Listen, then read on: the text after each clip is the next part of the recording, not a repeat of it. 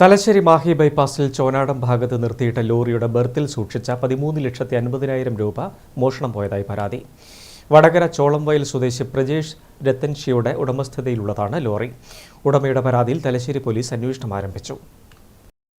April 6-ന് ഉച്ചയോടെയാണ് സംഭവമുണ്ടായത്. മുംബൈയിൽ നിന്നും കൊപ്ര വിൽപ്പന നടത്തി ലഭിച്ച പണവുമായി മടങ്ങുകയായിരുന്ന ലോറിയിൽ നിന്ന് പണം മോഷണം പോയതായാണ് പരാതി.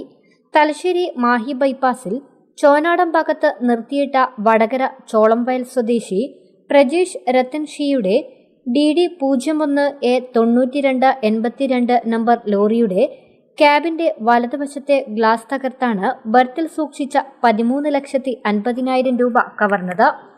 ലോറി ഉടമയുടെ പരാതിയിൽ തലശ്ശേരി പോലീസ് കേസെടുത്ത് അന്വേഷണം ആരംഭിച്ചു. News bureau, Thalassery.